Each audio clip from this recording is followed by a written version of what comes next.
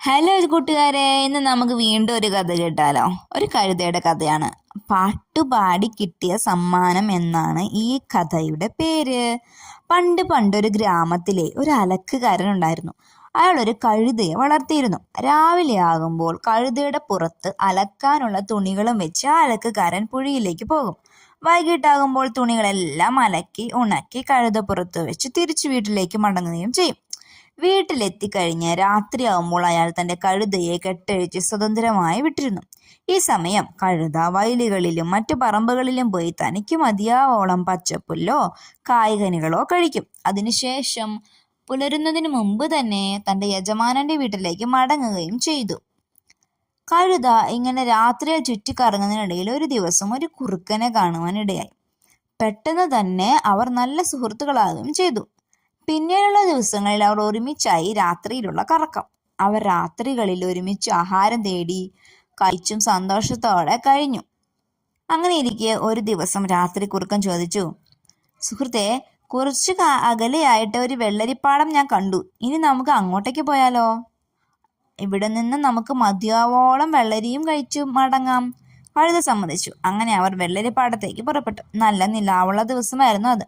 വെള്ളരിപ്പാടത്തെത്തി നല്ല സ്വാദിഷ്ടമായ വെള്ളരിക്കയും കഴിച്ചുകൊണ്ടിരുന്നപ്പോൾ കഴുതയ്ക്ക് ഒരാഗ്രഹം. അവൻ കുറുക്കനോട് പറഞ്ഞു, സുഹൃത്തെ, എനിക്കൊരു പൂർണ്ണ ചന്ദ്രനുള്ള തെളിഞ്ഞ ആകാശവും നിറയെ വെള്ളരികളുള്ള ഈ വെള്ളരിപ്പാടവും കണ്ടപ്പോൾ എന്താന്നില്ലാത്ത സന്തോഷം തോന്നുന്നു. ഈ സന്തോഷത്തിൽ ഞാനൊരു പാട്ട് പാടാൻ ആഗ്രഹിക്കുന്നു. കഴുതയെ ആഗ്രഹം കേട്ട കുറുക്കനാണെങ്കിൽ ഞെട്ടി. അവൻ പറഞ്ഞു, സുഹൃത്തെ, നിന്റെ ആഗ്രഹത്തെ ഞാൻ മാനിക്കുന്നു. പക്ഷെ നീ ഇപ്പോൾ ഇവിടെ നിന്ന് പാടുകയാണെങ്കിൽ അത് കേട്ട് കൃഷിക്കാർ എഴുന്നേൽക്കാൻ ഇടയുണ്ട്. അത് നമുക്ക് അപകടമാണ്.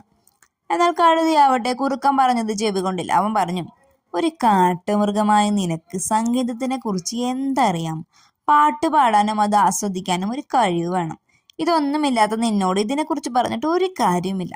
ഇത് കേട്ട കുറുക്കന് കഴുതയോട് ഒന്നും പറഞ്ഞിട്ട് കാര്യമില്ലെന്ന് മനസ്സിലായി. ഉടനെ തന്നെ കുറുക്കൻ കഴുതയോട് പറഞ്ഞു, അങ്ങനെയാണെങ്കിൽ ഒരു നിമിഷം എനിക്ക് സമയം തരണം. ഞാൻ പാടത്തു നിന്ന് പുറത്തു പോയതിനു ശേഷം നീ പാടിക്കൊള്ളുക. ഇത് പറഞ്ഞു കുറുക്കൻ പാടത്തിന് പുറത്തുള്ള ഒരു വലിയ മരത്തിന്റെ ചുവട്ടിൽ പോയി ആരും കാണാതെ വിളിച്ചു. ഈ സമയം കഴുത തന്റെ മുഴുവൻ ശബ്ദമെടുത്ത് പാടാൻ തുടങ്ങി. കഴുതയുടെ പാട്ട് കേട്ടതും കുറുക്കൻ പറഞ്ഞതുപോലെ കൃഷിക്കാരുണർന്നു. അവർ പറഞ്ഞു, ഈ പാതിരാത്രിയിൽ ആരാണ് ഇങ്ങനെ ഇത്രയും ഒച്ചയെടുത്ത് അലറുന്നത്? ഇതും പറഞ്ഞവർ വെള്ളരിപ്പാടത്തേക്ക് നോക്കി. നല്ല നിലാവെളിച്ചമുള്ളത് കൊണ്ട് തന്നെ പാടത്ത് നിന്നത് ആരാണെന്ന് കൃഷിക്കാർക്ക് പെട്ടെന്ന് തന്നെ മനസ്സിലായി. അവർ കല്ലുകളും വടികളുമായി വന്ന് കഴുതയെ ആക്രമിച്ചു. ഏറുകൊണ്ടും കമ്പുകൊണ്ടുള്ള അടി കൊണ്ട് മുറിവേറ്റ കഴുത അവിടെ നിന്നും ജീവനും കൊണ്ട് ഓടിപ്പോയി. ഈ സമയം മരത്തിന്റെ ചുവട്ടിൽ ഒളിച്ചിരുന്ന കുറുക്കൻ കൃഷിക്കാർ അവിടെ നിന്ന് പോയി കഴിഞ്ഞത് പുറത്തു വന്നു. എന്നിട്ട് പറഞ്ഞു, നല്ല മനോഹരമായി തന്നെയാണ് കഴുത പാടിയത്. ആ പാട്ടിനെ അർഹിച്ച സമ്മാനവും കിട്ടി. ഇതും പറഞ്ഞ് കുറുക്കനും അവിടെ നിന്ന് പോയി. എങ്ങനെയുണ്ട് കഥ? നിങ്ങൾക്ക് ഇഷ്ടമായോ? നമുക്ക് കഴുതയെ കളിയാക്കേണ്ട കാര്യമില്ല. കഴുതയ്ക്ക് ഒരു ആഗ്രഹം തോന്നി, കഴുത പാടി. പക്ഷെ എല്ലാവർക്കും എല്ലാ കഴിവും കിട്ടിയിട്ടില്ലല്ലോ. പിന്നെ പാടാൻ ഒരു സമയവും കാലവും ഒക്കെ നോക്കണ്ടേ? എല്ലാവരും കിടന്നുറങ്ങുമ്പോഴാണോ നമ്മൾ പാട്ട് പാടുക?